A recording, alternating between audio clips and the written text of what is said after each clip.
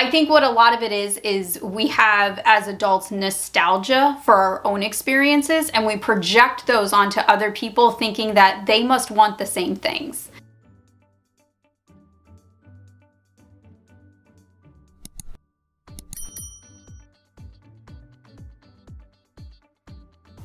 Hey guys, welcome to my channel. My name is Mandy, the Handmade Homeschooler, and today I'm going to tell you 5 reasons why I thought I could not homeschool. Because maybe some of you guys are thinking this too. If you're thinking about homeschooling, or if you've been homeschooling for years like I have, maybe this will give you a laugh. If you're thinking about homeschooling, maybe this will help you make up your mind and show you why none of the reasons why I thought I could homeschool were actually true. So let's jump right into it. So the first reason I thought I couldn't homeschool is because of prom and homecoming and football games and all the things, you know, marching band and sports and music classes. Won't they miss all of that? So I had a lot of pressure when it came to this one, like a lot of pressure, and not just from people on the internet, but from like my own family. And, you know, I had people ask me like, well, what are you gonna do about that? Like, how can you homeschool? They're gonna miss all of that. But when it came right down to it, there's something that you have to remember. And this was the thing that I kept reminding myself over and over. It's not the end of the world if they miss prom. I didn't even go to my prom. I mean, and I turned out to be what I consider a pretty normal adult. Now, some of you may not think that, but I think I'm a pretty normal, well-adjusted adult, and I did not go to prom. I wasn't on the cheerleading squad. I did not even want to be on the cheerleading squad. I was in marching band though. My point here is your kids can be involved in this stuff. Now, depending on your state, okay, so every state is gonna be different. Every state has its own homeschooling laws. Depending on your state, your kids can, even as homeschoolers, be on your high school's teams. Not every state is like that. My state's not like that. But my kids are still involved in sports. They still have community sports. They still have all kinds of things. And a lot of homeschool co-ops have proms and homecomings. And you guys, there's so many other opportunities out there if you absolutely insist that your child have this experience to be a productive citizen. However, I find that a lot of people never even go to this stuff like me, and they're just fine. And I don't feel like I missed out, and I went to public high school. I went to government schools, guys. So the whole argument that they need these things is really not an argument. I think what a lot of it is we have as adults nostalgia for our own experiences, and we project those onto other people thinking that they must want the same things. So just remember that. It's not the end of the world if your kids are not on sports teams and things like that. There are way more important things when it comes down to it. My child's test scores are more important. My child's ability to learn and their academics are more important than that. And when it comes down to it, the numbers show that kids who are homeschooled outperform public school kids every single time. Number 2, I'm too busy. Oh, that was my big one. That one right there was probably the biggest reason why I thought I couldn't homeschool. And even my husband, he was like sweating bullets on this. And when I first asked him about homeschooling and kind of like presented the idea of it to him, I remember he initially told me no, because he was like, there's no way you can do this. And to be fair, at that time, I worked full-time at home with my own business. I made and designed wall decals. I had my own wall decal shop in our home that, because we were, my husband was active duty Marine Corps at the time, we would move every couple years and I would move the shop with us.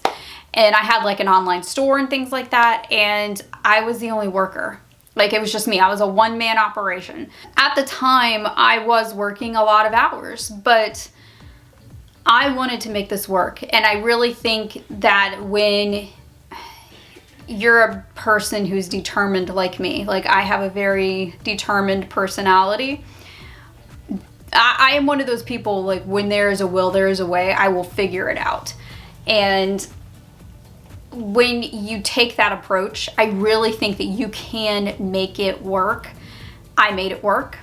I absolutely made it work. And it wasn't nearly as bad as I thought it was going to be. Like, I had this idea that like I was going to be schooling for 8 hours a day, but then when I realized like, oh, I'm not schooling nearly as long as I thought I was going to be. And when it came down to it, I actually spent more time working instead of less time working, because I wasn't running back and forth between 2 different schools, picking up and dropping off my kids all the time.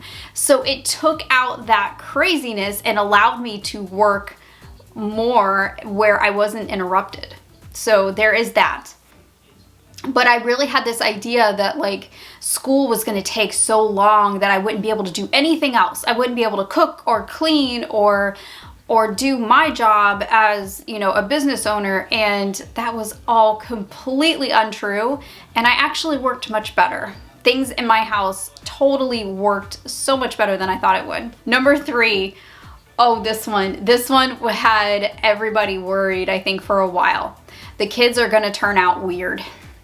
Oh, let me just say this. Let me say this up front, okay? If your kids are weird, it's because they're weird. It's not because they're homeschooled. I know plenty of public school kids who are really weird. My kids are way more adjusted than some of these kids that they've been friends with over the years, and my kids are homeschooled, and these kids have been government schooled. So if your kids turn out weird, it's not because they were homeschooled. All of you people who were public school, think about how many weird kids were in public school with you. Okay? And just think about that. How many weird kids did you know in public school? Probably a lot, because I know I did. And it had nothing to do with their schooling. Now, can some people take things to extremes? Of course, there's extreme cases in everything in life, okay? There's extreme cases everywhere. Does that mean that that's the primary cause of your child's personality? No. Take me for instance. I am an extreme introvert, like extreme. I'm very shy. I have always been this way my entire life, and my mom tried really hard to get me to be more of a social butterfly. I have never been that way. I will never be that way, and that's why I thrive on social media, because I don't have that face-to-face interaction, but I still have the confidence to kind of be myself and show my own personality.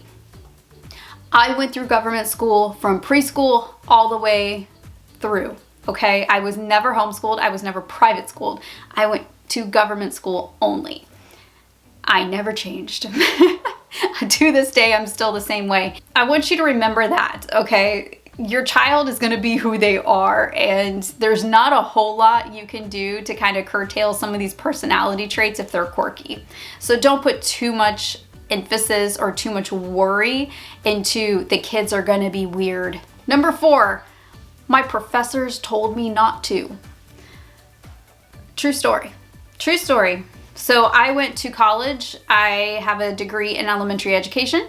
So that means I have 4 years of college education, but I did dual enrollment. So I was actually in the college environment for about 6 years. And all my college professors in the education world would talk about homeschoolers to some degree. And they always had some opinion, and every single opinion was negative. However, they had never once interacted with any homeschool people. So their opinion was really not based on anything other than what other people around them thought and what their professors told them.